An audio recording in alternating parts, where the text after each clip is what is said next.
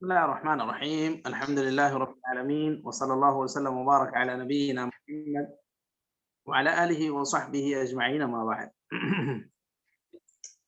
ہم لوگ عمدۃ الاحکام للامام کتاب کو پڑھ رہے ہیں، اور اس کتاب میں ہم لوگ حدیث نمبر 338 ہمارے پاس جو نسخہ ہے تیسیر العلام کا، اس کے اندر 338 ہے، بعض PDF کے نسخوں میں 421 ہے۔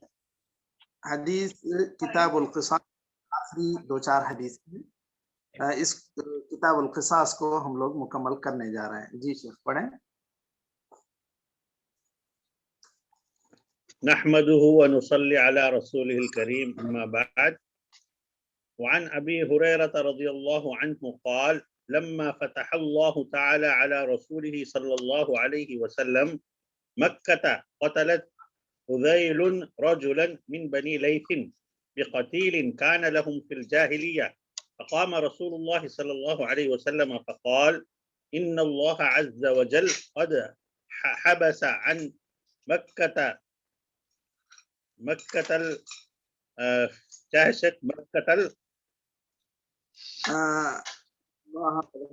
الفيلة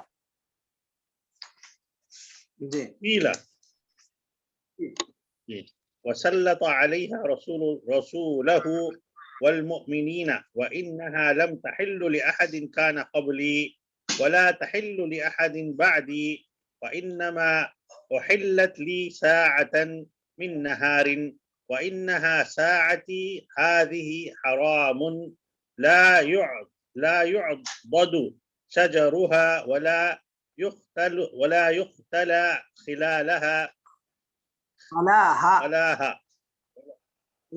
ولا يقتل خلاها ولا يعضد شوكها ولا جی صحیح ہے، پڑھیے۔ ولا يعضد شوكها ولا تلتقط ساقطها إلا لمنشد، ومن قتل له قتيل فهو بخير نظرين، إنما أن يقتل وإما أن يدري. فقام رجل من أهل اليمن يقال له أبو شاه فقال: يا رسول الله اكتبوا لي. فقال رسول الله صلى الله عليه وسلم: اكتبوا لأبي شيبة أبي شاه. ثم قام العباس فقال: يا رسول الله إلا الإذخر فإنا نجعله في بيوتنا وقبورنا. فقال رسول الله صلى الله عليه وسلم: إلا الإذخر. وعن عمر بن الخطاب رضي الله عنه أنه استشار الناس في إملاص المرأة، فقال المغيرة بن شعبة: شهدت النبي صلى الله عليه وسلم قضى فيه بغرة عبد أو أمة، فقال: لتأتين بمن يشهد معك، فشهد معه محمد بن سلمة. إملاص المرأة أي تلقي جنينها ميتا.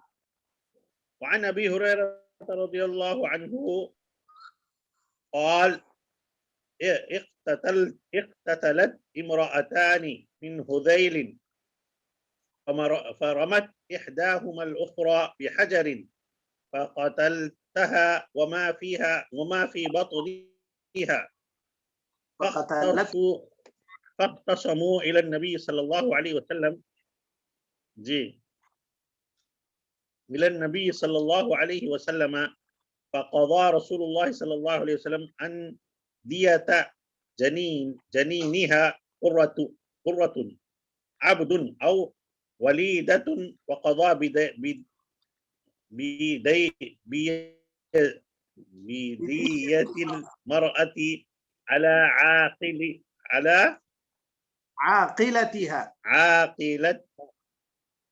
عاقلتها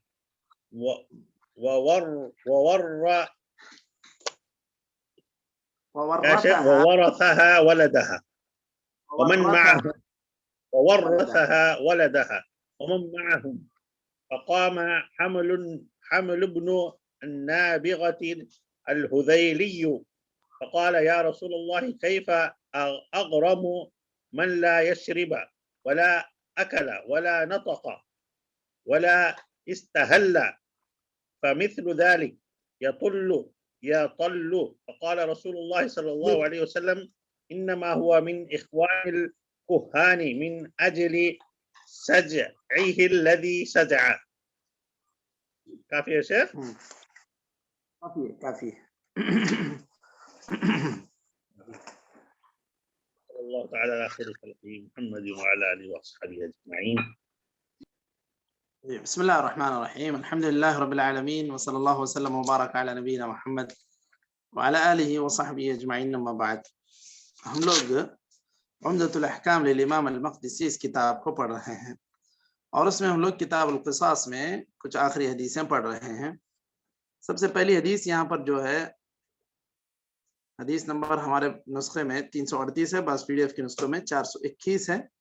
کتاب القصاص کی یہ حدیث حضرت ابو ہریرہ رضی اللہ عنہ سے مروی ہے.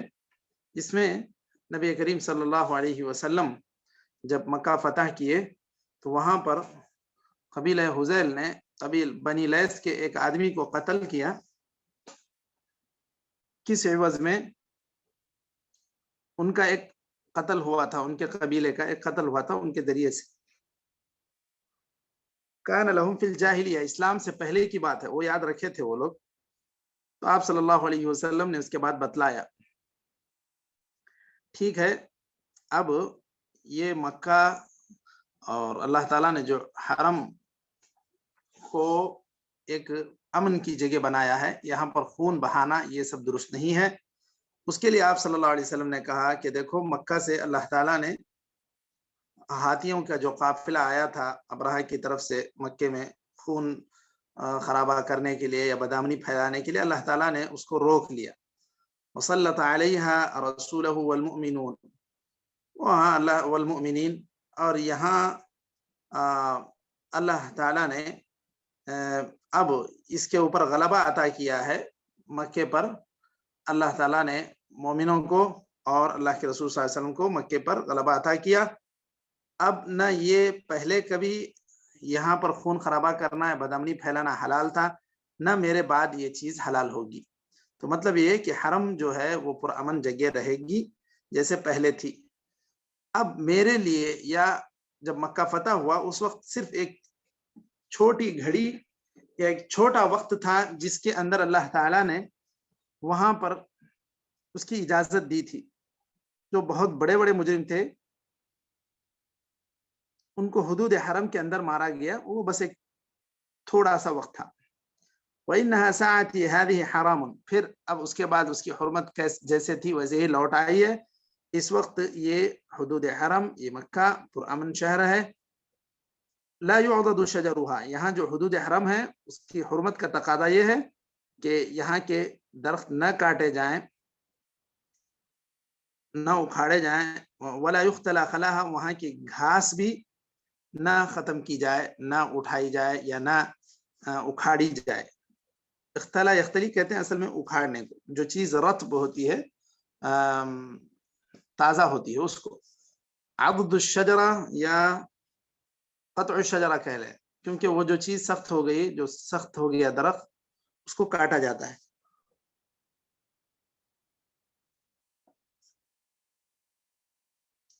اور جو چیز رطب ہے، جو چیز جس طرح چھوٹی ہری بھری گھاس ہے، وہ اس کو جو ہے اکھاڑا جاتا ہے.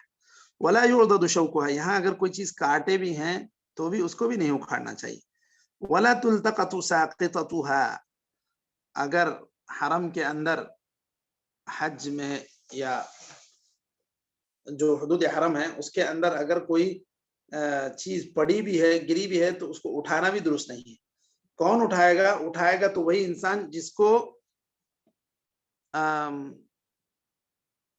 اعلان کرنے کا یا اس کو پہنچانے کے لیے جد و جہد کرنے کا اس کے پاس وقت ہے، وہ وقت دے سکتا ہے، وہی انسان اٹھائے، ورنہ خاموشی سے گزر جائے. ومن قتل له قتیل فهو بخیر النظرین.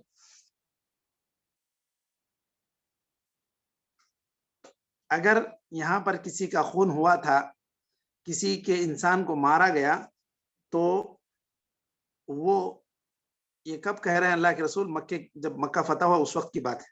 فهو بخیر النظرین، تو اسے دو میں سے ایک چیز کا اختیار ہے. اما ان یقتل، وہ پرانا قتل کا بدلہ لے لے. کیسے بدلہ لے گا؟ اس انسان کو قتل کرے گا جس نے قتل کیا تھا.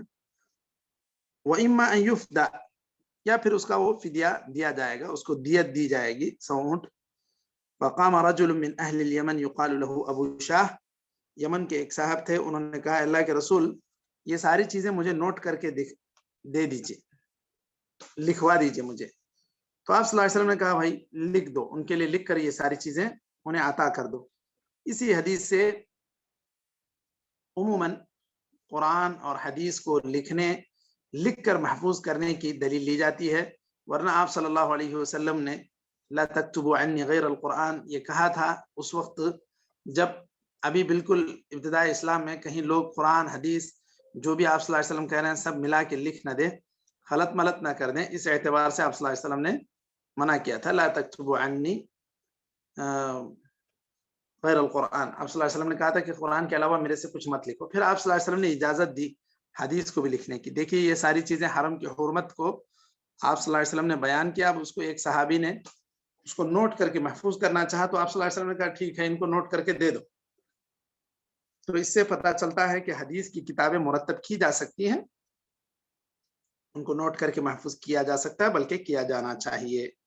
پھر آپ صلی اللہ علیہ وسلم سے حضرت عباس ابن عبد المطلب نے کہا اللہ کے رسول سوائے اذخر کی گھاس کے، یعنی یہ جو خاص گھاس یہاں پر پائی جاتی ہے اس کا بہت زیادہ استعمال ہے، اگر یہ حرم میں اگے گی اب اس کو ہم لوگ نہیں لیں گے تو پھر ہمیں تھوڑا سا پریشانی ہوگی. کس کام کے لیے؟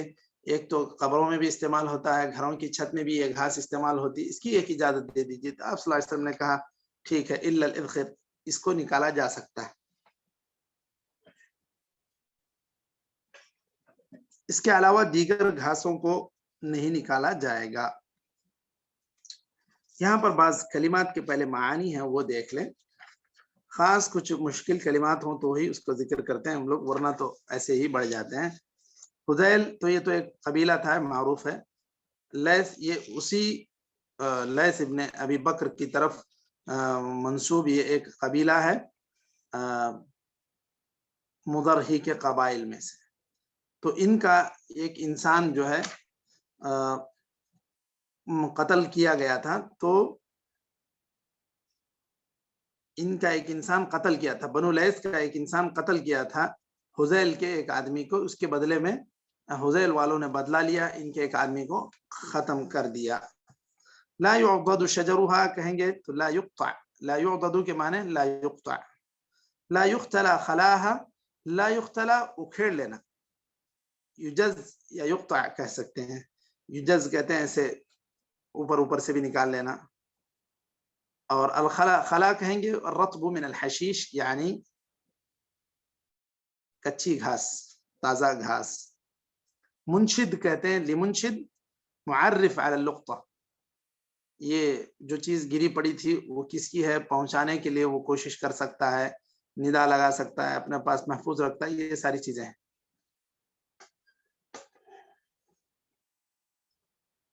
اسی لیے ہم نے دیکھا بہت سارے لوگ جو ہے بالکل اس کی پابندی کرتے ہیں، حرم کا جو لقطہ ہوتا ہے وہ اٹھاتے نہیں.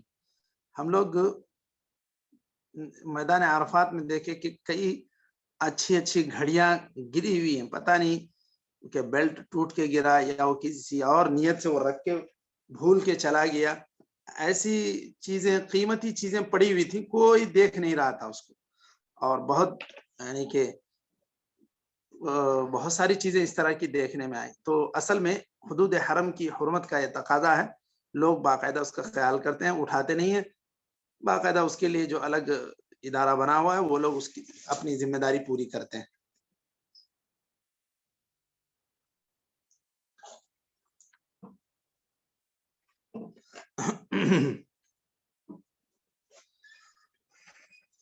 وہ بخیر النظرین، دو چیزوں کا اسے اختیار ہے، اخذ الدیہ او القصاص، یا تو پوری طرح قتل کر کے وہ اپنا قصاص بدلہ لے لے، یا چاہے تو دیت بھی لے سکتا ہے.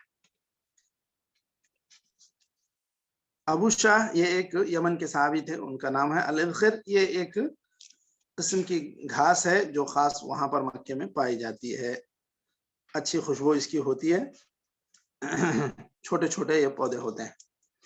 اچھا چلیے، اب اس کے بعد اس میں حدیث کے جو معنی و مفہوم ہے اس کی طرف آتے ہیں، یا اس حدیث سے کیا باتیں ہمیں معلوم ہو رہی ہیں اس کی طرف آتے ہیں. سب سے پہلے اس حدیث سے اس بات کی دلیل ملتی ہے کہ مکہ کبھی بھی کسی کے لیے بھی حلال نہیں تھا. یعنی اس کے اندر جس طرح چاہیں آپ بدامنی پھیلائیں، اس کا کبھی بھی معمول نہیں رہا، اور اللہ تعالیٰ نے کسی کو اس کی اجازت بھی نہیں دی. یہ ہمیشہ سے حرمت والا شہر رہا ہے، اور اسی کی حرمت کا تقاضا ہے کہ یہ سارے پودے بھی نہ کاٹے جائیں. اب اس حدیث سے ایک مسئلہ یہ بھی معلوم ہوتا ہے کہ آپ صلی اللہ علیہ وسلم نے یہ جو درخت اگے ہیں وہ کاٹنے سے منع کیا. لیکن اگر کوئی ایک انسان ہے جو ایک چھوٹے سے مزرعے کی طرف بنا کے وہاں پر کچھ کاشت کرتا ہے، کچھ وہاں اہل مکہ کی ضرورت کی کچھ سبزیاں اگا لیتا ہے، تو کیا وہ انسان بھی کاٹے گا؟ اس کو نہیں نکالے گا؟ وہ تو کاشت کر رہا ہے نا، کاٹے گا. جی، تو یہ چیزیں مستثنا ہیں. جو آدمی بھاجی اس طرح کی ترکاری کچھ نہ کچھ اگایا ہے، وہ اس کو حرم کے حدود کے اندر اکھاڑ سکتا ہے، پھر سے بو سکتا ہے، اس کو کوئی رکاوٹ نہیں ہے. کیونکہ یہ جو حکم ہے یہ عمومی طور پر اپنے سے جو درخت اگ گئے ہیں، کاٹے اگ گئے ہیں، اس کو نکالنے سے منع کیا گیا. اچھا، اگر ایک چیز ہے، مثال کے طور پر ایک بڑا جھاڑ ہی سمجھیں، ایک آندھی کی وجہ سے، طوفان کی وجہ سے، اس طرح بہت تیز ہواؤں کی وجہ سے اکھڑ کر گر گیا، تو کیا اب اس کو اٹھایا جا سکتا ہے؟ نہیں اٹھایا جا سکتا مشائخ؟ اس کو اٹھایا جا سکتا ہے. جی ہو رہی ہے کہ نہیں؟ جی بالکل. کیونکہ اس نے اکھاڑا نہیں اس کو. اب مثال کے طور پہ کبھی کبھار ہوتا ہے کہ درخت اگر جو ہے روڈ کے آس پاس ہیں، آندھی یا بہت زیادہ سخت ہواؤں کی وجہ سے وہ آ کے روڈ میں گر جائے گا تو پورا روڈ جام ہو جائے گا. ایسی سب چیزوں کو اٹھایا جائے گا. وہ جو بالکل آندھی کی وجہ سے جو درخت گرا، وہ کسی انسان نے اس کو اکھاڑا نہیں، اس کو کاٹا نہیں، تو وہ ہٹایا جائے گا. وہ ہٹانے میں کوئی دشواری نہیں. اسی طرح اس حدیث سے یہ بات بھی معلوم ہوتی ہے، تیسرا مسئلہ، کہ حرم کا جو لقطہ ہے، جو چیزیں گری پڑی ہوئی ہیں، وہ کسی کے لیے اٹھانا جائز نہیں ہے، سوائے اس آدمی کے لیے جو اس کام کے لیے مامور ہیں. جو لوگ اس کام میں لگے ہوئے ہیں وہی لوگ اس کو اٹھائیں گے اور ان تک پہنچانے کی، اس کے مالک تک پہنچانے کی کوشش کریں گے. اس حدیث سے ایک چوتھا مسئلہ یہ بھی معلوم ہوتا ہے، کتابت العلم، علم کو لکھ کر محفوظ کیا جانا چاہیے. جس طرح آپ صلی اللہ علیہ وسلم نے ان کو لکھ کر دینے کے لیے کہا، کیونکہ وہ یہ ساری باتیں دوسروں کو بھی پہنچانا چاہتے تھے، خود بھی یاد رکھنے کے لیے وہ لکھ کر محفوظ کروانا چاہتے تھے، تو اس کی اجازت ملی آپ صلی اللہ علیہ وسلم سے. اور اسی طرح چھٹی چیز اس کے اندر، پانچویں چیز اس حدیث کے اندر یہ بیان ہو رہی ہے کہ جس کا آدمی قتل کیا گیا ہے اس کو دو چیزوں کا اختیار ہے. یا تو وہ قتل کے بدلے قتل کا مطالبہ کر سکتا ہے، قصاص کا، یا چاہے تو وہ اس کے بدلے 100 اونٹ یعنی دیت بھی لے سکتا ہے. اگر وہ چاہیں تو پوری طرح معاف بھی کر سکتے ہیں. تو کتنی صورتیں ہو گئی مشائخ؟ 3 صورتیں. جی، کیا ہے شیخ فضل، آواز آ رہی ہے؟ جی جی آ رہی ہے. مصعب ایک مرتبہ دوہرا دیجئے. اگر ایک آدمی جس کا کوئی قریبی انسان مار دیا گیا تو اب ان کو کتنے حقوق حاصل ہیں؟ یا تو وہ لوگ اس خون کے بدلے خون لے سکتے ہیں، یعنی مطلب اس آدمی کے قتل کا مطالبہ کر سکتے ہیں محکمے سے، یا پھر چاہیں تو وہ لوگ دیت لے سکتے ہیں کہ ہم کو خون نہیں، ہم کو اس کی دیت چاہیے، 100 اونٹ مل جائیں گے۔ اگر وہ چاہیں نہ ہم کو خون چاہیے نہ ہم کو دیت چاہیے، ہم اللہ کی رضامندی کے لیے تم کو معاف کر دیتے ہیں، اگر وہ ایسا کرنا چاہیں تو اس کی بھی اجازت ہے شریعت اسلامیہ میں۔ مطلق معاف کر دے تو وہ بھی بہت اچھا ہے، وہ بھی بہت احسان کی بات ہے۔ اگر ایک انسان قصاص کا مطالبہ کرتا ہے تو وہ اپنے انصاف کا مطالبہ کر رہا ہے، اگر مطلق معاف کرتا ہے تو پھر وہ تو گویا کہ احسان کر رہا ہے۔ تو یہ ان دونوں چیزوں کا اختیار ہے کسی بھی انسان کو جس کا کوئی آدمی مارا گیا یا کوئی آدمی اس کا ختم کر دیا گیا۔ اس صورت میں اس کو 3 قسم کے اختیارات حاصل ہوتے ہیں، اور تینوں میں سے وہ کسی کو بھی استعمال کر سکتا ہے، اس پر کوئی زور زبردستی نہیں کی جائے گی، وہ لوگ اپنے اختیار سے جو چاہیں کر سکتے ہیں۔ درخواست کی جا سکتی ہے کہ آپ مان لیں، لیکن ان کے اوپر زبردستی یا ان کو ڈرانا دھمکانا یہ نہیں ہوگا۔ تو یہ کچھ مسائل ہیں جو اس سے مستنبط ہو رہے ہیں۔ اچھا، یہاں پر ایک چیز یہ بھی ہے کہ جیسے یہاں پر اللہ کے رسول صلی اللہ علیہ وسلم نے مکہ فتح کیا، تو اب کیا اگر مکے میں یہ جو حدود حرم کی حرمت ہے،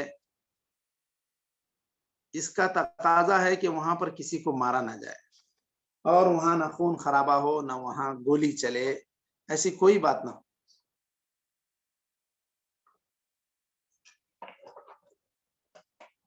لیکن کبھی اگر ایسے ہوتا ہے، اللہ نہ کرے، ہوا بھی ہے ایسے ماضی میں، کچھ لوگ یعنی کہ لٹیرے بن کے یا کہ حرم پر اپنا قبضہ جمانے کی نیت سے، وہاں پر خون خرابے کی نیت سے ہتھیار اٹھا لیتے ہیں، تو کیا کیا جائے گا؟ ایسے لوگوں کو کیا ہتھیار کا جواب ہتھیار سے دیا جائے گا یا کیا کیا جائے گا مشائخ؟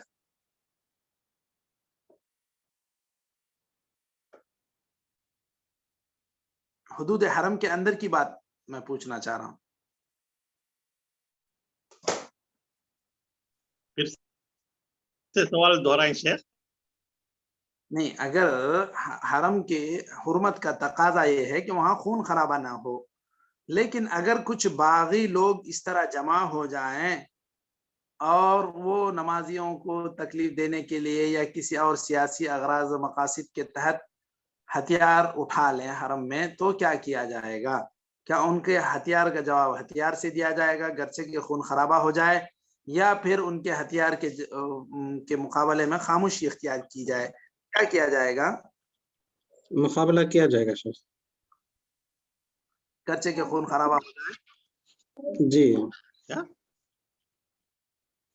کیا شیخ نہیں سنے؟ شاید دہرانے کے لیے بول رہے ہیں، میں دوبارہ دوہرا دیتا ہوں۔ اگر اس طرح کچھ شر پسند عناصر جمع ہو جائیں حرم میں اور وہ لوگ یہ چاہیں کہ ہتھیار اٹھا لیں گے، اپنی کچھ باتیں منوا لیں گے یا کچھ سیاسی مصلحتوں کا فائدہ اٹھائیں گے، اس اعتبار سے، اس نیت سے، اس ارادے سے اگر کچھ لوگ ہتھیار اٹھا لیتے ہیں، تو کیا ہتھیار کا مقابلہ ہتھیار سے کیا جائے گا یا پھر خاموشی اختیار کی جائے گی؟ یہ سوال تھا۔ تو اب کیا کیا جائے گا مشائخ؟ مقابلہ کیا جائے گا شیخ، ہتھیار سے ہی کیا جائے گا نا، مقابلہ کیا جائے گا شیخ، مقابلہ کیا جائے گا، کیونکہ اس طرح یہاں پر امن کو برقرار رکھنا یہ ایک جی اللہ ہے۔ یہاں اللہ رب العزت نے جس چیز کو حرام قرار دیا، وہاں بد امنی پھیلانے کی اگر کوشش کی جائے تو ان کا مقابلہ کیا جائے گا۔ امام احمد کا یہ خیال ہے کہ ان کو پہلے ان کے اوپر تضییق کی جائے گی۔ تضییق مطلب اب ان کا حقہ پانی بند کرنا۔ مثلا جو ہے یہ لوگ پانی، یہ سب چیزوں کے محتاج ہوتے ہیں، پانی روک دیے، بجلی روک دیے، کھانے پینے کی چیزیں اندر نہ جا سکیں اس طرح روک دیے۔ بہرحال ان کو اس طرح تضییق کی جائے کہ وہ مجبوراً حرم کے باہر نکل آئے۔ اگر اس طرح ہونا ممکن ہے تو ٹھیک ہے، کیا جانا چاہیے۔ اگر ایسا ناممکن ہے تو پھر جمہور کا خیال یہ ہے یقاتلون علی بغیہم، ان کے ظلم، ان کے شر فساد کا مقابلہ باقاعدہ ضرورت پڑنے پر ہتھیار سے کیا جائے گا، گرچہ کہ وہاں اس طرح کے شر پسند عناصر کا خون کیوں نہ بہہ جائے۔ ورنہ اس کے علاوہ بھی اگر بہت ساری صورتیں ہو سکتی ہیں، آج کل تو بہت کچھ تطور ہے، ترقی ہے، بعض گولیاں ایسی بھی چل سکتی ہیں جو صرف خون بہائے بنا، مارے بنا اس کو بے ہوش کر دے وقتی طور پر، پھر بعد میں اس کو اٹھا کے لے جایا جا سکتا ہے۔ اس کو کیا کرنا ہے وہ سب محکمے میں اس کے فیصلے ہوں گے تاکہ خون خرابہ نہ ہو۔ ایسی بھی کچھ صورتیں نکل آتی ہیں، تو پھر وہ جو وہاں کے جو ذمہ داران رہیں گے وہ بہتر طور سے اس کو قابو میں کرنے کی کوشش کریں گے، اس طرح کی بغاوت کو۔